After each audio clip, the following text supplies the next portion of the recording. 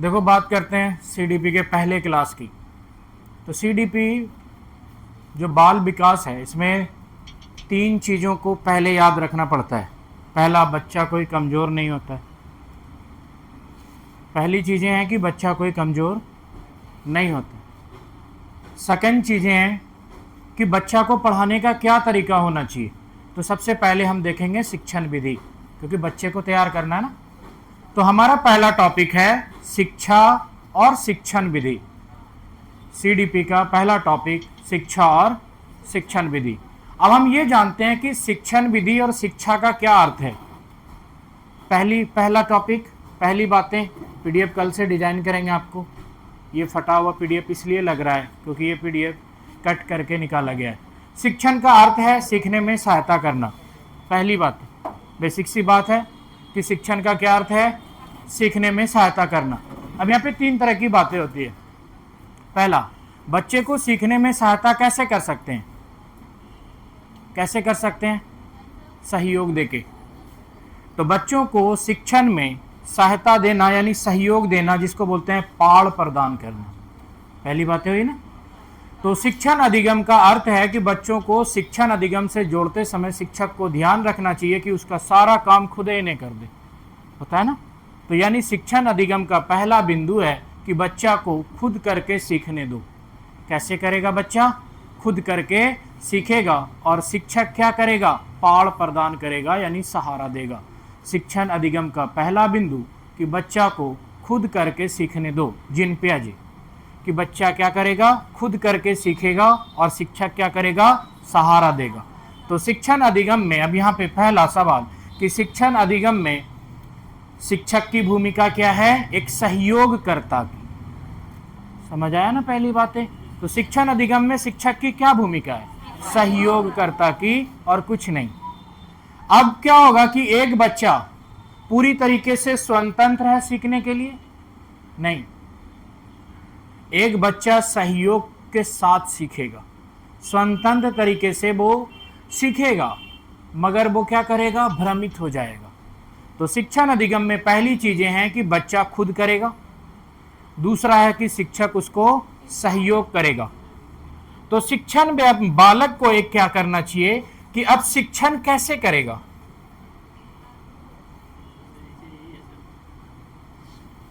अब यहां पे है कि शिक्षण का अर्थ, खाली देखते जाओ, चीजें ऐसे ही आपको याद हो जाएगी कि शिक्षण का अर्थ है कि बच्चे को पढ़ाने के लिए पहली चीजें हैं एक वातावरण। तो शिक्षण अधिगम में पहली चीजें हैं कि शिक्षक क्या करेगा कि बच्चों को एक अच्छा वातावरण देगा। साथ में धीरे धीरे चीजें नोट करते हुए चलो, ठीक है यार। पीडीएफ देंगे हम आपको, ये इसमें थोड़ा सा प्रॉब्लम है। देखो, शिक्षण अधिगम में हम पहले 2 चीजों के बारे में जानेंगे कि शिक्षण अधिगम है क्या। दूसरी चीजें हैं कि शिक्षण का अर्थ क्या है। बच्चों को एक शिक्षक के रूप में पढ़ाते समय हमें क्या ख्याल रखना चाहिए। एक शिक्षक की भूमिका एक शिक्षक के तौर पर क्या है, एक शिक्षक की भूमिका एक शिक्षक के तौर पर सहयोगकर्ता की है, इससे ज्यादा कुछ नहीं। शिक्षण अधिगम में शिक्षक है सहयोगकर्ता, पहला पॉइंट।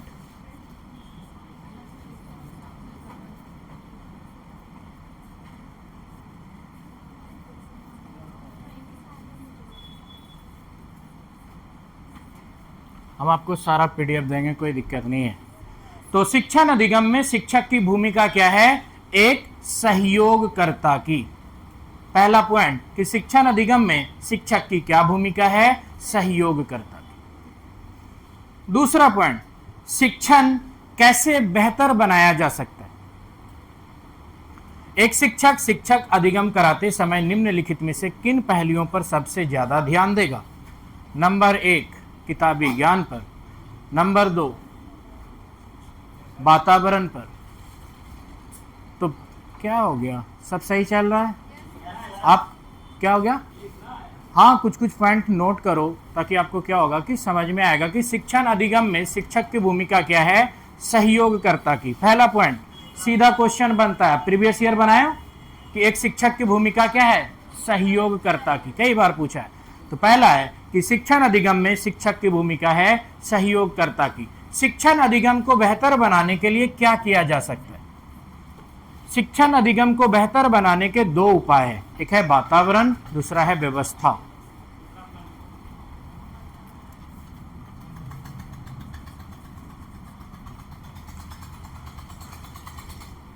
शिक्षण अधिगम में शिक्षक की भूमिका है सहयोगकर्ता की, उपाय है वातावरण और व्यवस्था की।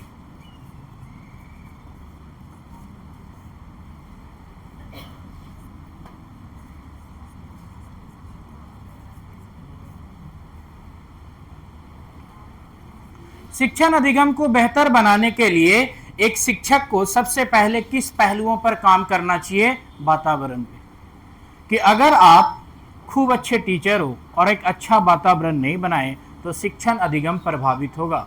तो शिक्षण अधिगम के लिए सबसे उचित युक्ति क्या हो सकती है कि शिक्षक क्या करे, एक अच्छा वातावरण तैयार करे। पहली चीजें हैं कि शिक्षण अधिगम में शिक्षक की भूमिका एक पाठ प्रदान करने की है, सहयोगकर्ता की है। शिक्षक सहयोगकर्ता के रूप में क्या करेगा? पाठ प्रदान करेगा बच्चों को, और ज्यादा कुछ नहीं करेगा। दूसरा है शिक्षण अधिगम में सबसे उपयुक्त उपाय शिक्षण अधिगम का क्या हो सकता है? बेहतर वातावरण बनाना। कि अगर वातावरण बेहतर नहीं होगा तो प्रॉब्लम आएगा। और शिक्षण अधिगम के लिए हमारे दो थिंकर्स हैं जो इस पर बात किया है। पहला है रायबर्न।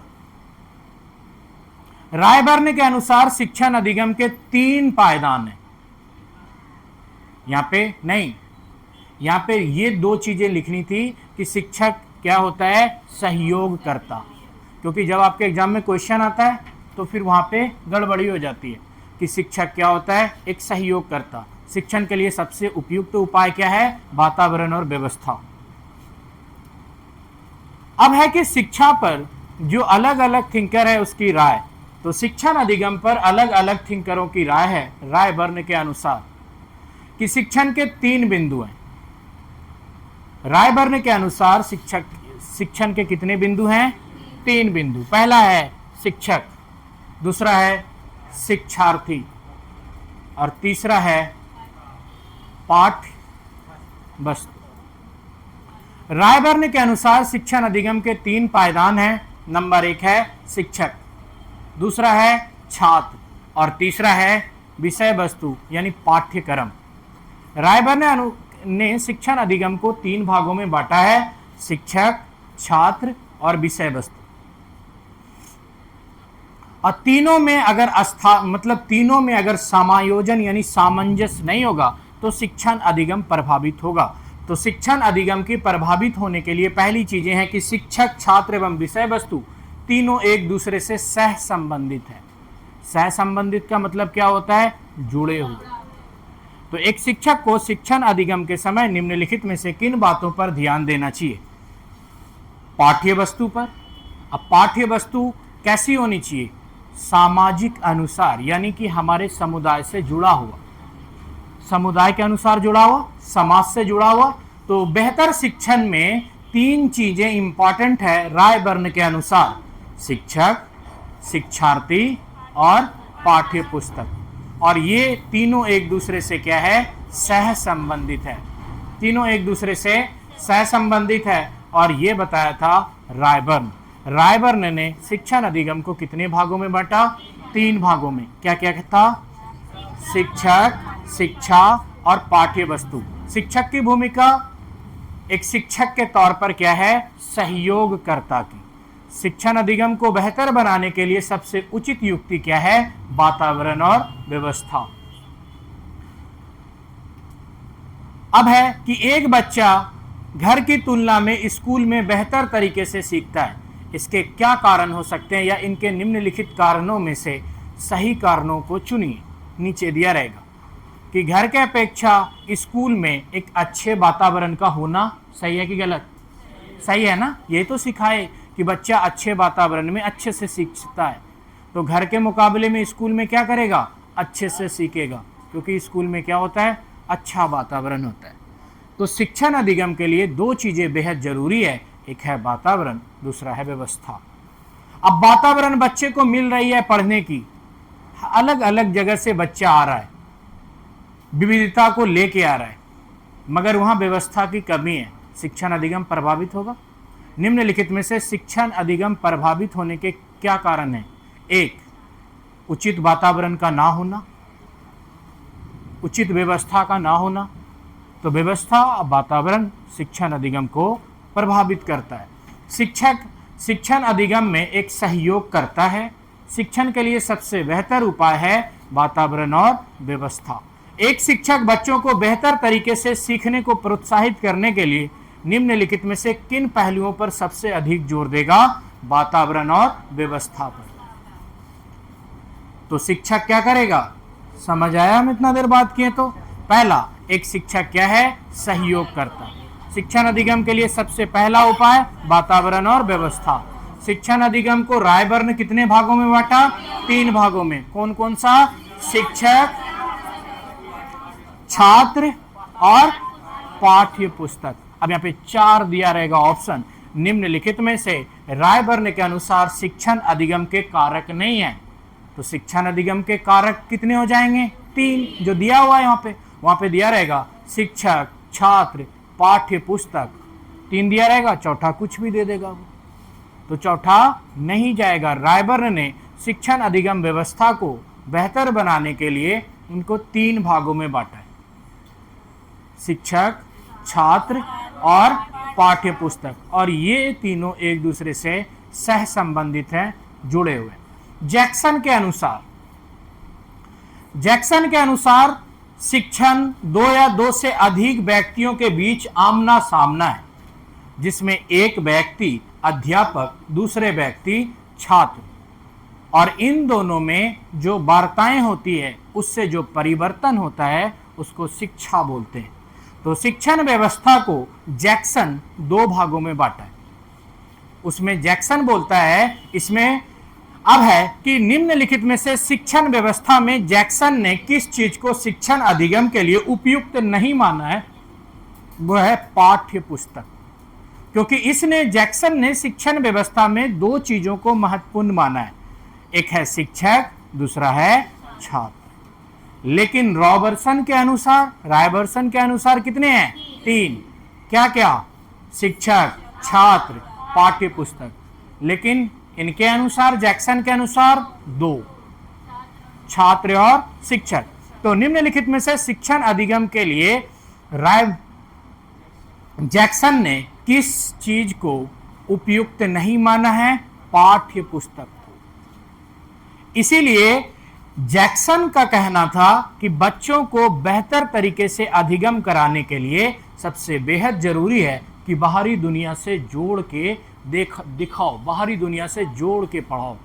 तो हमारी किताबें कैसी होनी चाहिए, हमारा जो ज्ञान होना चाहिए, या बच्चे को शिक्षण अधिगम के जो तरीके होने चाहिए वो होने चाहिए समाज आधारित, बाहरी दुनिया से जोड़ के पढ़ाना। तो निम्नलिखित में से किसने शिक्षण अधिगम के उपयुक्त तरीके में पाठ्य पुस्तक को तरीका नहीं माना? जैक्सन ने। लेकिन रायबर्न ने इसको माना। रायबर्न ने बोला कि बच्चे की आयु के हिसाब से उसका विकास होता है, आयु के हिसाब से बुद्धि का विकास होता है। तो बुद्धि के विकास के अनुसार हमें पाठ्य पुस्तक बनाना बेहद जरूरी है। अगर बच्चा के पास एक मैप या पाठ्य पुस्तक नहीं होगा तो बच्चा शिक्षण अधिगम में भ्रमित हो सकता है। अब यहाँ पे सवाल बन गया कि निम्नलिखित में से शिक्षण अधिगम को बेहतर बनाने के लिए किन पहलुओं पर ध्यान देना चाहिए? नंबर 1, उचित शिक्षकों को शिक्षण अधिगम से जोड़ना। बी, उपयुक्त वातावरण के साथ बच्चे को पढ़ाना। 2 हो गया। सी, बच्चे को पाठ्य पुस्तक तक ही सीमित रखना।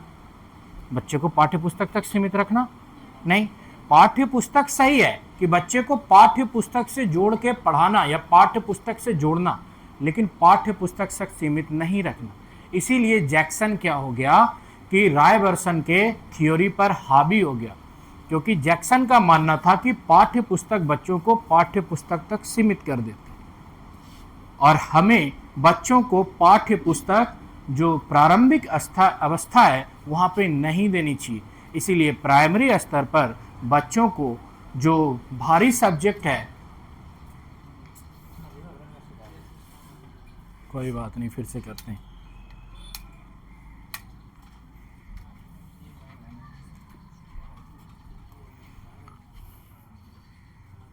ऐसे ही लिखा के ही पढ़ा देंगे। सीडीपी बहुत इंटरेस्टिंग होता है, सीडीपी पढ़ाना और भी ज़्यादा अच्छा लगता है, लेकिन मजबूरी ये है कि ये मार्केट है, जिस चीज़ में नाम कमाते हो बच्चे को लगता है टीचर बस वही जानता है। तो यहाँ पे सबसे बड़ी चीज़ क्या होता है कि जितना सीडीपी ईवीएस दोनों हम पढ़ाएंगे तो आपकी कमजोरी हमारे सामने होगी, हम उसमें सुधार कर पाएंगे आपको, क्योंकि कोचिंग बदलने के बाद ये बड़ी जिम्मेदारी हो गई कि रिजल्ट देना। फिर सामने वाला कहेगा हो गया, निकल गया हवा। होता है कि नहीं होता है? कोई भी चीज़ ब्रांड बनता है तो प्रॉब्लम नहीं है। आज हम पिछले तीन बार से ईवीएस पढ़ा रहे हैं, उससे पहले हम जितनी भी बार पढ़ाएं उर्दू छोड़ा के सब सब्जेक्ट पढ़ाएं। तो मार्केट में क्या होता है कि एक सब्जेक्ट की स्पेशलिटी होती है कि हाँ चलो ये सर ये सब्जेक्ट पढ़ाता है। ऐसा नहीं है कि हम वो सब्जेक्ट नहीं पढ़ा सकते, लेकिन पढ़ाएंगे हम ही आपको सीडीपी। और ये बात हम बहुत दिन से सोच रहे थे, क्योंकि रिजल्ट नहीं दोगे मार्केट आप ही ख़राब करोगे। फिर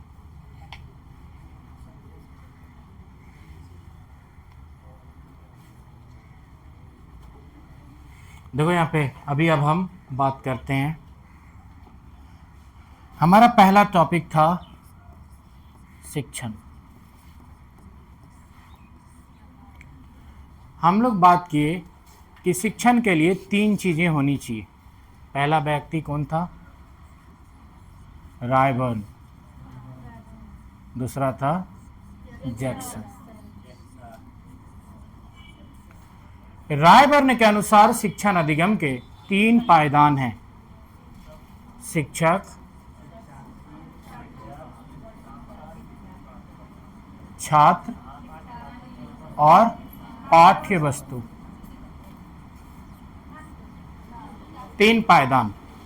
लेकिन जैक्सन क्या किया? रायबर्न की थ्योरी को चुनौती दे दिया।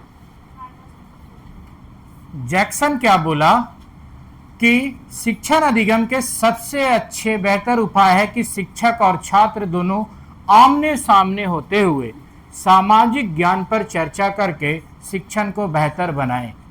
तो जैक्सन क्या किया? सामाजिक ज्ञान को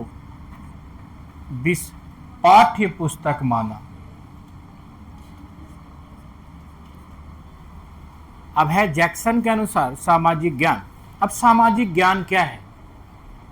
सामाजिक ज्ञान में बहुत सारी चीजें आती है, जैसे बोलना, सुनना, चलना, खाना, पीना, जो आप अपने बाहरी दुनिया से लेके आए हो। कोई भी बच्चा खाली स्लेट नहीं होता, कुछ ना कुछ लेके आता है। अब बच्चा अगर कुछ लेके आया और किसी स्कूल के द्वारा उसको क्या किया गया कि उसकी जो क्षमताएं थी उसको कम करने का प्रयास किया गया, तो यहाँ पर पैडागोजी का सेक्शन बन करके आता है कि सामाजिक ज्ञान को एक शिक्षक अगर वैल्यू नहीं देगा तो क्या प्रॉब्लम आएगा शिक्षण अधिगम में। शिक्षण अधिगम में अगर सामाजिक ज्ञान पर एक शिक्षक वैल्यू नहीं देगा और बच्चे को पाठ्य पुस्तक तक सीमित कर देगा तो इसके क्या प्रॉब्लम आएंगी? बच्चों में भय आएगी।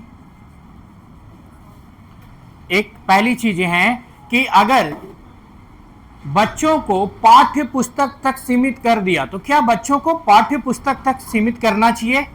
नहीं करना चाहिए। बच्चों को कहां से जोड़ के पढ़ाना चाहिए? सामाजिक ज्ञान से। और अगर सामाजिक ज्ञान के जगह पाठ्य पुस्तक को बढ़ावा दिया गया या पाठ्य पुस्तक को तरजीह दी गई तो बच्चों में सामान्य जो चीजें देखने को मिलेगा, भय, कुंठा, जिसको बोलते हैं डर, ये आ जाएगी। दूसरा है जिज्ञासा में कमी।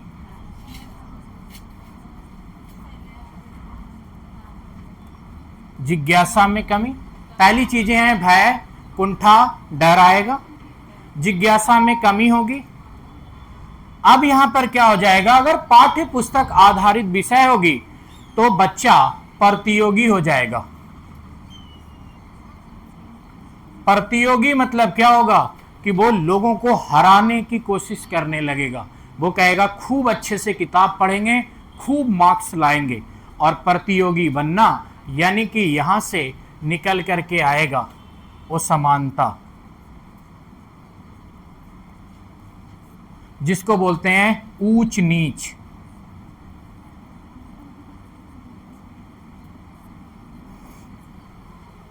तो पहली चीजें हैं कि रायबर्न के अनुसार शिक्षण छात्र और पाठ्य पुस्तक तीन चीजें होनी चाहिए शिक्षण अधिगम में।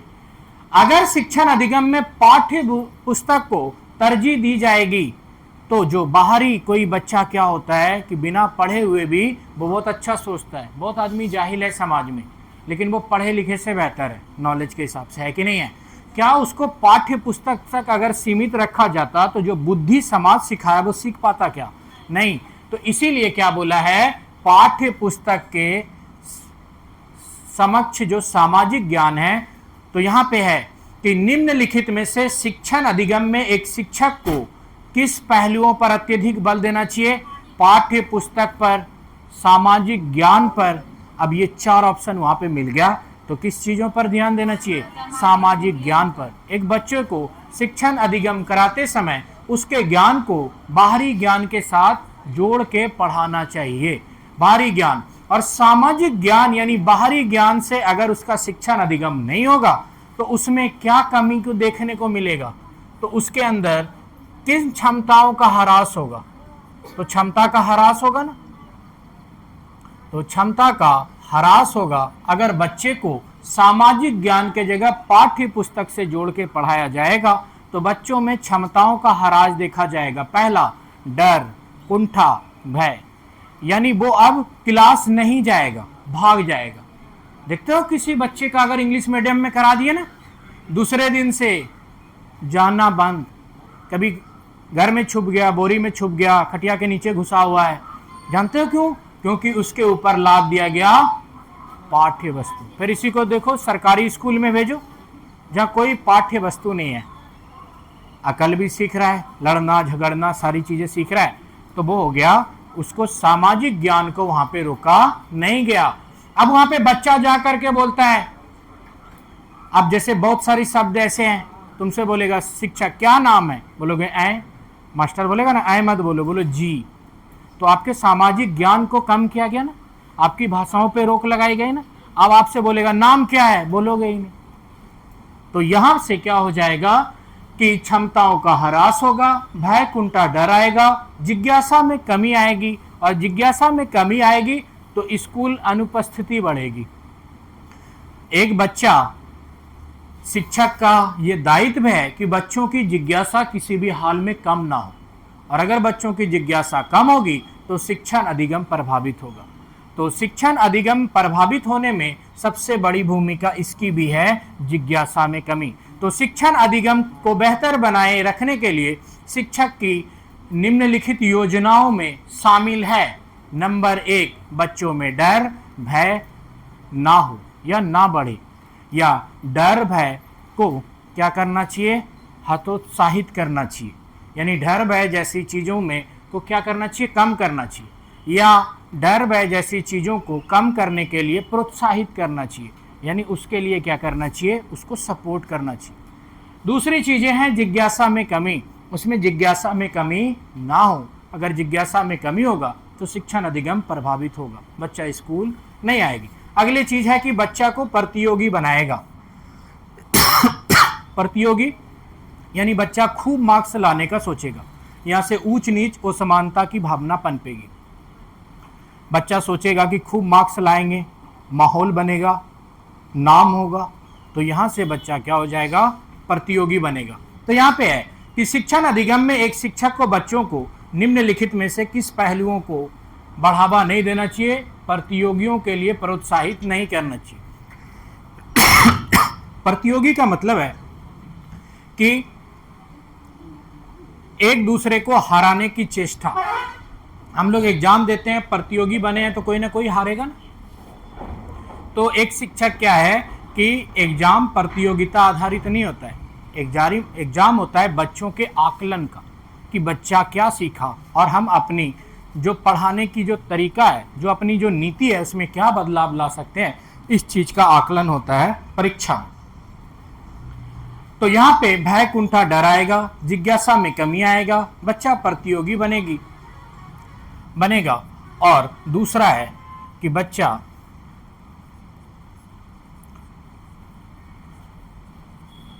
पाठ्य पुस्तक तक सीमित हो जाएगा। अब देखोगे, जानते हो, जिस स्कूल में पाठ्य पुस्तक तक ही पढ़ाया जाता है, बच्चा हर बात में बोलेगा किताब से पूछो ना। बाहर से पूछते हैं, ये लीजिए किताब, पूछिए, हर बात में यही बोलेगा। क्या एग्जाम में कहाँ आता है, मास्टर कहाँ पढ़ाया है, देखते हो। उसको बोलोगे मास्टर नहीं पढ़ाएगा तुमको, बुद्धि है, अब बताओ। उसको बुद्धि से कोई मतलब नहीं है। वो शिक्षण अधिगम का एक ही अर्थ जानता है, जो पढ़ रहा है उसकी किताब में होना चाहिए, और अगर उसके किताब में नहीं है तो तुमको वो जवाब नहीं देगा। टाल मटोल करता है ना बच्चा क्या बोलता है, दिखाओ तो कहाँ है किताब में मेरे। जो न तो पूछते हैं, आपसे पूछे 5 का पहाड़ा पढ़िए, तो होता है कि नहीं होता है। तो जानते हो, तो यहाँ पर इसीलिए पाठ्य पुस्तक आधारित शिक्षण अधिगम को नकारा गया है, और इस पर क्या किया गया कि इस पर जो निर्भरता है उसको कम किया गया। तो यहाँ पे है कि पाठ्य पुस्तक आधारित शिक्षण के क्या प्रभाव हो सकते हैं, या उससे क्या प्रॉब्लम आ सकता है। बच्चे में भय, कुंठा, डर होगा, क्योंकि उसको अपनी पाठ्य पुस्तक को किसी भी हाल में पढ़ने की प्रॉब्लम आएगी। यानी उसकी एक ही टारगेट होगी, चाहे रट के पढ़ो, समझ के पढ़ो, चोरी करके पढ़ो, हमको ये आना चाहिए। वो ये सोचता है ना, और कोई उसके पास तरीका नहीं होता। अगर किसी बच्चे को खो दे दो, तो अगर वो नहीं समझ पा रहा है तो रटना शुरू कर देता है। तो पाठ्य पुस्तकों का ये हो गया दोष। तो विषय वस्तु में पाठ्य पुस्तकों के दोष क्या हैं, कि पाठ्य पुस्तकों के दोष ये हैं कि अगर पाठ्य पुस्तक तक शिक्षण सीमित होगा तो बच्चों में डर आएगा, कुंठा आएगा, भय लगेगा, जिज्ञासा में कमी आएगी, प्रतियोगिता बढ़ेगी, बच्चा खूब मार्क्स लाने की चेष्टा करेगा, और बच्चा पाठ्य पुस्तक तक सीमित हो जाएगा। यह है पाठ्य पुस्तक की कमियां। अब है कि शिक्षण अधिगम में सामाजिक ज्ञान की ओर आगे जाने से क्या होगा, तो इसका उल्टा, डर होगा तो वहां पे डर नहीं होगा, डर कम होगा ना, जिज्ञासाएं बनी रहेगी। अब यहाँ पे सामाजिक ज्ञान से, अगर सामाजिक ज्ञान आधारित शिक्षण होगा तो क्या होगा,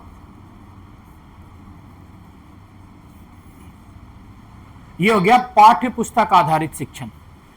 शिक्षण अधिगम में हम शिक्षण 2 तरीके से कर सकते हैं। पहला पाठ्य पुस्तक आधारित, दूसरा सामाजिक ज्ञान के आधारित। या तो फिर हम 1 2 3 4 5 या 1 2 3 4 5 ऐसे गिन सकते हैं, या तो फिर समाज के हिसाब से, जो हमको समाज सिखाया 1 2 3 4 5, ऐसे भी हो सकते हैं तरीके समाज के हिसाब से। या तो एक विधि, समाज के द्वारा कुछ विधि बनाई गई है, या तो फिर हमारे किताब के बनाए गए कुछ विधि हैं, कुछ तरीका। तो शिक्षण अधिगम के 2 तरीके हैं, पाठ्य पुस्तक और समाज। तो पाठ्य पुस्तक तक अगर हम बच्चों को सीमित करेंगे तो बच्चों में क्या खराबी देखने को मिलेगी, वो खराबी ये देखने को मिलेगी, बच्चों में भय आएगा, कुंठा आएगा, डर आएगा। वो कहेगा इतनी मोटी किताब कैसे पढ़ेंगे। दूसरा, पाठ्य पुस्तक का सबसे खराब अब विधि ये है कि बच्चा शिक्षक आश्रित हो जाएगा।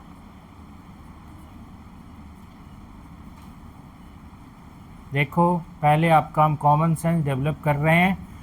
आपको सीडीपी में अच्छे मार्क्स तब आएंगे जब आपको चीज़ें समझ में आ रही हो, और सीडीपी में बहुत ज़्यादा मार्क्स आते हैं। अब देखो, पाठ्य पुस्तक आधारित शिक्षण अधिगम के सबसे खराब पहलू क्या हैं, कि बच्चा शिक्षक आश्रित हो जाएगा,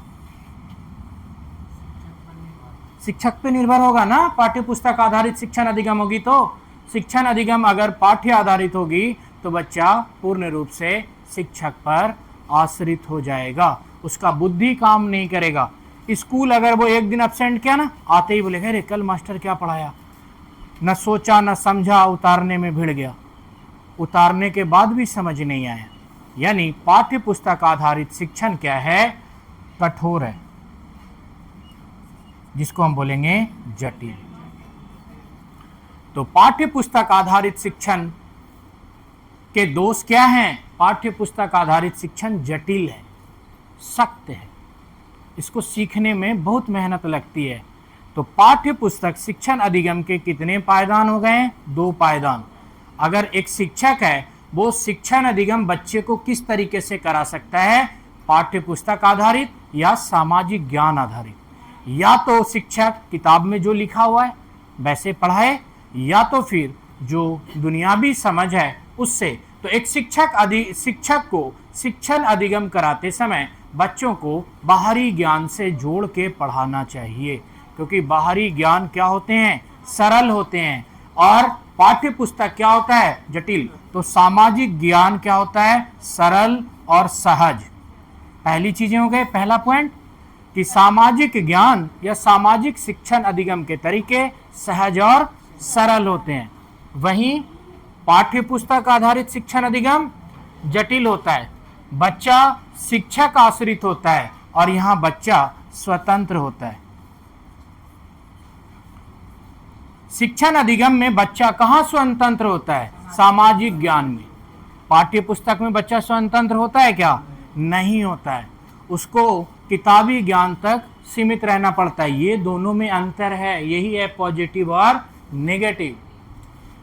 तो पहली चीजें हैं कि शिक्षण अधिगम को 2 भागों में बांट करके एक शिक्षक पढ़ा सकता है। एक शिक्षक बच्चों को पढ़ाते समय शिक्षण अधिगम को कितने भागों में बांट सकता है? 2 भागों में।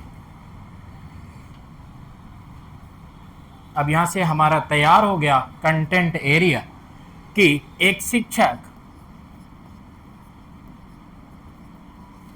शिक्षण अधिगम को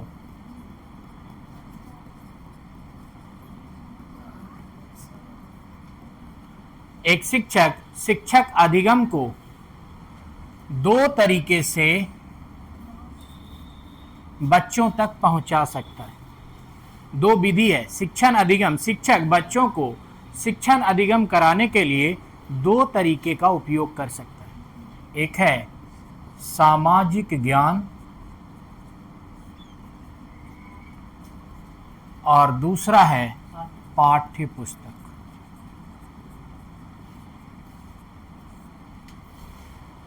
अब है कि बच्चों के ज्ञान को प्रभावी बनाने के लिए शिक्षक किसी एक विधि का उपयोग कर सकता है। उचित विधि का परीक्षण कीजिए। तो वहां पे दिया रहेगा पाठ्य पुस्तक, सामाजिक ज्ञान, धार्मिक पुस्तक, ऐसे कुछ दिया रहेगा, कुछ भी दिया रहे तो आंसर बेसिक कॉमन सेंस के आधार पे चला जाता है। कैसा? सामाजिक ज्ञान। अब दूसरा है कि पाठ्य पुस्तक में क्या क्या है। पाठ्य पुस्तक की में पहली चीजें है, पाठ्य पुस्तक है जटिल, इसको पढ़ने में मुश्किल आती है। सामाजिक ज्ञान क्या है? सरल और सहज। शिक्षण अधिगम में पाठ्य पुस्तक जटिल होने के साथ साथ इसमें शिक्षक केंद्रित है, इसमें शिक्षक का महत्व है और इसमें है बालक का महत्व। यानी ये क्या है? बाल केंद्रित।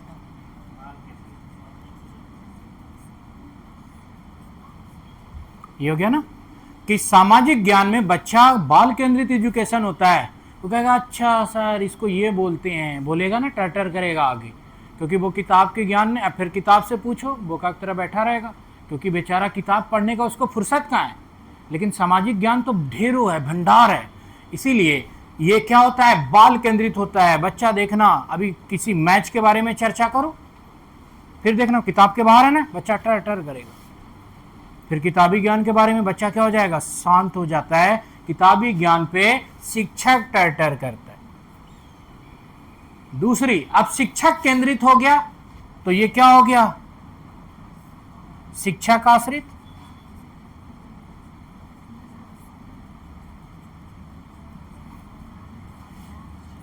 और ये हो गया समाज आश्रित।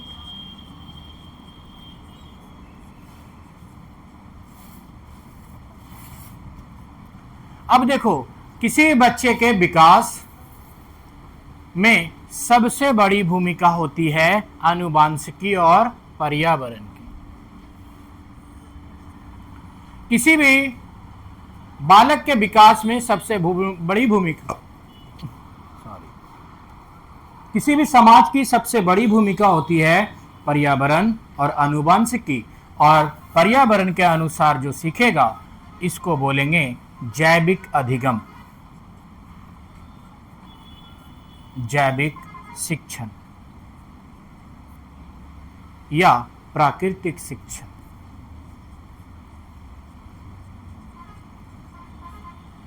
प्राकृतिक एवं जैविक शिक्षण के उदाहरण क्या है? सामाजिक ज्ञान। सामाजिक ज्ञान जैविक एवं प्राकृतिक शिक्षण के उदाहरण है। कैसे?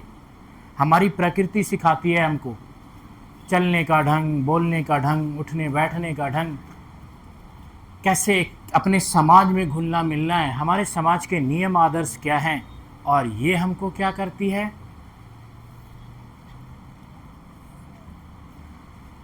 कि पाठ्य पुस्तक आधारित ज्ञान क्या हो जाता है यहाँ पे। ये तो प्राकृतिक जैविक हुआ कि नहीं, समाज के आधारित हम सीखते हैं। तो कहेगा शिक्षण अधिगम में प्राकृतिक एवं जैविक शिक्षण किसके अंतर्गत आ जाएगा? सामाजिक ज्ञान के अंतर्गत। पाठ्य पुस्तक के अंतर्गत क्या हो जाएगा? सीमित शिक्षण।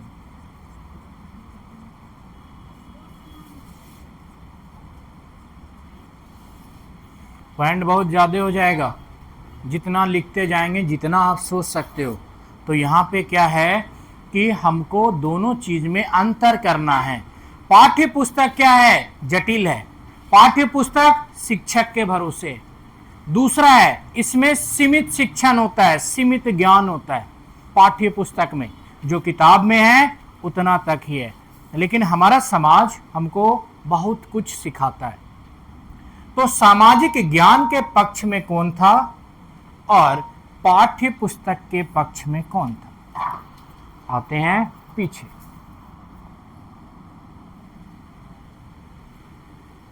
रायबर्न पाठ्य पुस्तक के पक्ष में था, जबकि जैक्सन सामाजिक ज्ञान के पक्ष में था। शिक्षण अधिगम से संबंधित हम लोग दो थिंकर को देखे, रायबर्न और जैक्सन। कहेगा शिक्षण अधिगम में सामाजिक ज्ञान पर निम्नलिखित में से किस शिक्षण शास्त्री ने सामाजिक ज्ञान को महत्व दिया है? जैक्सन। और पाठ्य पुस्तक को किसने महत्व दिया? रायबर्न ने। और जो पाठ्य पुस्तक है वो है सीमित ज्ञान, और सामाजिक ज्ञान क्या है? असीमित। सामाजिक ज्ञान क्या है? जैविक। सामाजिक ज्ञान क्या है? सरल। सामाजिक ज्ञान क्या है? बाल केंद्रित। पाठ्य पुस्तक क्या है? शिक्षक केंद्रित। पाठ्य पुस्तक क्या है? जटिल। पाठ्य पुस्तक में क्या है? सीमित ज्ञान। आगे चलें।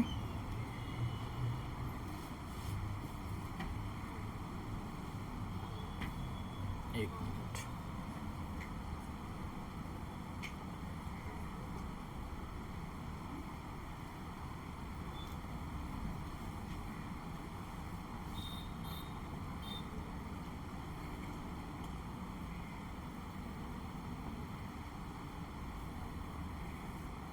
इसका टेलीग्राम कहाँ से खुलेगा?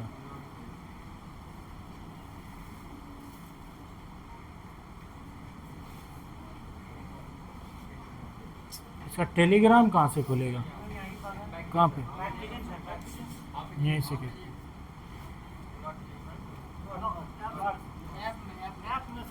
ऐप कहाँ है? अच्छा ऐप में, हाँ ये हो गया।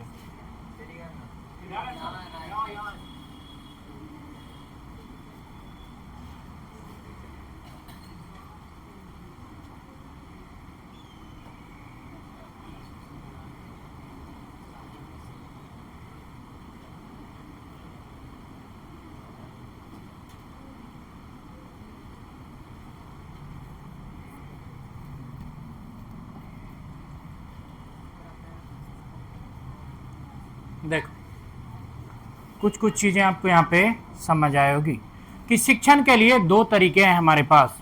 शिक्षण के लिए एक शिक्षक को सबसे पहले वातावरण, दूसरी है व्यवस्था पे ध्यान देना चाहिए। शिक्षण अधिगम को बेहतर बनाए रखने के लिए या शिक्षण अधिगम को और बेहतर बनाने के लिए क्या करने चाहिए? दो चीज़ों पर ध्यान देना चाहिए, एक है वातावरण, दूसरा है व्यवस्था। शिक्षण अधिगम कराने के कितने तरीके हैं? दो तरीके, पाठ्य पुस्तक और समाज। या तो समाज से सीखोगे या तो पाठ्य पुस्तक से सीखोगे। आप ही सोच के देखो आप कैसे सीखते हो। अब कोई कहेगा हम लैपटॉप से सीखते हैं, हम रेडियो से सुन के सीखे, तो वो सारी क्या हो जाएगी कि हम वहाँ भी पढ़ेंगे कि शिक्षण अधिगम में प्रक्षेपण जो शिक्षण अधिगम है वो कैसा है, ये कैसा है, सारी चीज़ों को यहाँ देखेंगे। तो यहाँ पे हम दो आदमी के बारे में जाने, जैक्सन और रायबर्ग।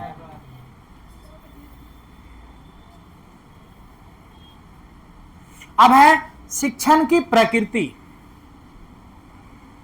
शिक्षण की प्रकृति, पहला शिक्षण की प्रकृति यह है, प्रकृति मतलब है कि शिक्षण जो बनाया गया उसके पीछे का पूरा थियरी क्या है, शिक्षण किस कारण से समाज में बढ़ावा मिल रहा है या लाया गया। तो पहली चीजें हैं कि शिक्षण एक उद्देश्यपूर्ण प्रक्रिया है।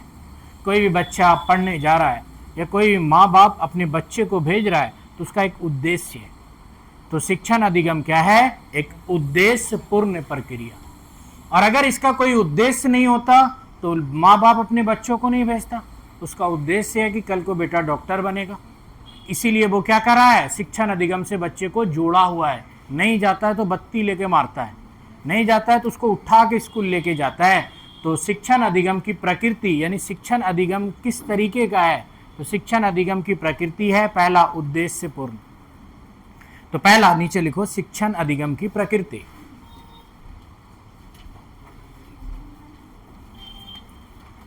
शिक्षण अधिगम की प्रकृति। अभी देखना आप अपने एग्जाम के लिए हम एक क्लास में सीडीपी में आपके एग्जाम के 3 क्वेश्चन को पढ़ा देंगे। शिक्षण अधिगम की प्रकृति। शिक्षण अधिगम की प्रकृति, पहला ए उद्देश्यपूर्ण। उद्देश्यपूर्ण शिक्षण अधिगम की प्रकृति, फिर ए यानी शिक्षण अधिगम की प्रकृति कैसी है? पहला हो गया उद्देश्यपूर्ण, दूसरा है विकासात्मक, यहां पे है ये देखो, उद्देश्यपूर्ण, विकासात्मक, सामाजिक व व्यवसायिक, उपचार और तार्किक। ये यहाँ पे ये चीजें हैं और ये चीजें जब आपके ऑप्शन में आएगा आपका भेजा फ्राई हो जाएगा। पहली चीजें, शिक्षण की प्रकृति है उद्देश्यपूर्ण, ये अपने उद्देश्य को भविष्य में पूरा करेगी। विकासात्मक है, ये बच्चों का विकास करेगी, समाज का कल्याण करेगी। सामाजिक व व्यवसायिक है, ये समाज और व्यवसाय दोनों स्तर पे इसका महत्व है। उपचार विधि, ये उपचारिक है यानी आपकी कमियों को दूर करेगा। अगला है तार्किक, इससे बुद्धि क्षमता का विकास होगा। अब कहेगा कि शिक्षण अधिगम की निम्नलिखित प्रकृति, शिक्षण अधिगम की प्रकृति है ऑप्शन ए, शिक्षण अधिगम उद्देश्यपूर्ण प्रक्रिया है कि नहीं है? है। दूसरा विकासात्मक प्रक्रिया है, सी सामाजिक व्यवसायिक प्रक्रिया है, डी तार्किक क्रिया है। ऑप्शन रहेगा A, A B C, A B C D. तो सब हो गया ना? सब हो गया। तो यहाँ पे शब्द कठोर हो जाते हैं तो बच्चों को पता नहीं चलता है। तो शिक्षण क्या है? उद्देश्यपूर्ण भी है, ये आपको उद्देश्य को पूर्ति करेगा। आप यहाँ क्यों आए हो? सीटेट निकालने, आपका एक उद्देश्य है कि नहीं? तो कोई बच्चा शिक्षण तब करता है या समाज शिक्षण कराता है उसको एक उद्देश्य से। तो शिक्षण एक उद्देश्यपूर्ण क्रिया है या इसको बोलते हैं क्रिया, प्रक्रिया है, विधि है। दूसरा है विकासात्मक, ये बच्चों का विकास करेगी, सोचने समझने का नजरिया बदलेगा, बच्चे का डेवलप होगा। तो ये भी बेसिक बात हो गई, विकासात्मक प्रक्रिया। अगला सामाजिक व व्यवसायिक है, समाज के नियमों को सिखाएगी, घुलने मिलने सिखाएगी, क्योंकि क्लास जो होता है वो एक समाजीकरण की दूसरी संस्था है। समाजीकरण का पहला संस्था है घर, दूसरा है स्कूल। क्योंकि बच्चा यहाँ क्या करता है, अलग अलग लोगों से, द्वितीयक समाज स्कूल को, विद्यालय को कहा जाता है। हमारे गांव में भी अलग अलग लड़के होते हैं, अलग अलग तरीके के लोग होते हैं, उसकी विचारधाराएं, सोच होती है। वैसे स्कूल में भी अलग अलग तरीके का बच्चा आता है, उसकी सोच होती है, विचारधाराएं होती है। तो बच्चा यहाँ पे भी क्या करता है, समाजीकरण के तहत जुड़ता है। तो ये क्या हो गया, सामाजिक और व्यवसायिक है। दूसरा औपचारिक है, उपचार विधि है। इसमें क्या होगी, किसी चीज को सुधारने का तरीका सीखते हो। अगला है तार्किक क्रिया। तो ये हो गए 5 पॉइंट शिक्षण की प्रकृति। हाँ, तार्किक बुद्धि, सोच समझ, तार्किक चिंतन। अभी जब आप सीडीपी में क्वेश्चन बनाओगे ना, तब ऐसे शब्द मिलेंगे आपको, तार्किक, व्यवसायिक, सामाजिक, उद्देश्यपूर्ण। कहेगा कि शिक्षण अधिगम को उद्देश्यपूर्ण बनाने के लिए, शिक्षण अधिगम को उद्देश्यपूर्ण बनाने के लिए एक शिक्षक निम्नलिखित में से किस तरीके को अपना सकता है, या किस तरीके को अपनाना चाहिए, सामाजिक विधि को, सामाजिक शिक्षण विधि को। पाठ्य पुस्तक यहीं पे क्या हो गया, निगेटिव आया कि नहीं आया। हम आपको क्या बताए, ये जटिल प्रक्रिया है, तो निगेटिव हो गया पाठ्य पुस्तक। तो जब भी देगा कि बच्चों को सिखाने के लिए निम्नलिखित में से तरीके में जहां पाठ्य पुस्तक मिलेगा, ऑप्शन नहीं जाएगा, पाठ्य पुस्तक क्या हो जाएगा, समाप्त। अब है शिक्षण में ये चीजों में बच्चों का क्या होता है, विकास होता है। अब आगे देखते हैं शिक्षण में, शिक्षण की विशेषता क्या है। शिक्षण की प्रकृति देख लिए, कोई बात नहीं, फिर चलाएंगे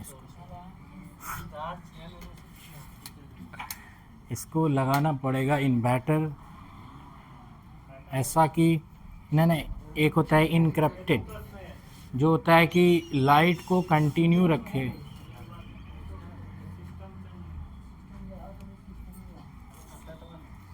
तो अभी हम लोग यहाँ पे देखें, शिक्षण का एक उद्देश्य है, शिक्षण तार्किक होता है, तो शिक्षक उद्देश्यपूर्ण है, शिक्षक सामाजिक एवं व्यवसायिक है। दूसरा, यहाँ पे आप अपना पॉइंट रिकॉल करो जो हम आपको पढ़ाएं। पहली चीजें हैं कि शिक्षण में रायबर्न और जैक्सन, 2 आदमी के बारे में बताएं। जैक्सन सामाजिक शिक्षण पर बल दिया, रायबर्न पाठ्य पुस्तक। पाठ्य पुस्तक दोष से भरी हुई है, बच्चे के बुद्धि को सीमित करती है, मास्टर लगता है उसमें। देखो, सीबीएसई बोर्ड वाले बच्चों के लिए घर पे आता है मास्टर, बिहार बोर्ड वाले के लिए कोई मास्टर नहीं, खुद ही मास्टर है, होता है नहीं, क्योंकि उसको ऐसा बुद्धि का विकास किया गया कि वो, जानते हो, लास्ट रात में भी ये सोचता है कल ना एग्जाम है, सुबह पढ़ेंगे, क्योंकि वो पूरा सामाजिक होता है, जो होगा देखा जाएगा। तो जानते हो, क्योंकि जो बिहार बोर्ड है वो है समाज आधारित शिक्षण, और जो सीबीएसई बोर्ड है वो गया पाठ्य पुस्तक आधारित शिक्षण। दोनों में अंतर कुछ कुछ आया आपको। हमारा पहला ही टॉपिक था शिक्षण, एक टॉपिक, और इससे आते हैं लगभग 3 सवाल। जब आपको सवाल कराएंगे आपको लगेगा ये तो जादू हो गया।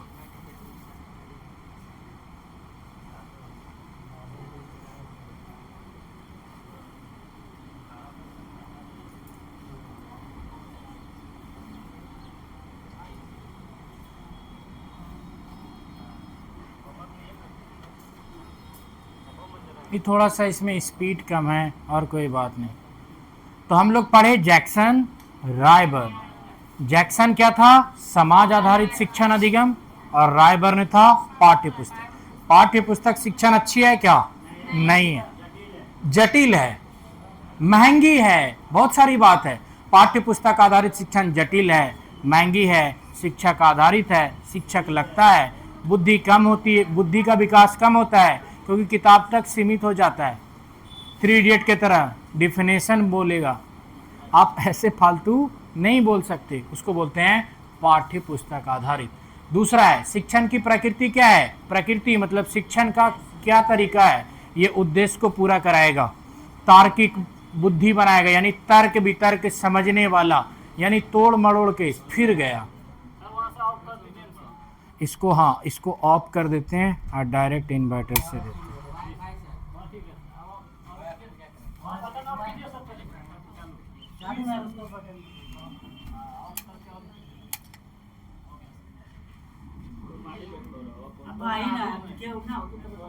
अच्छा कोई बात नहीं है ना।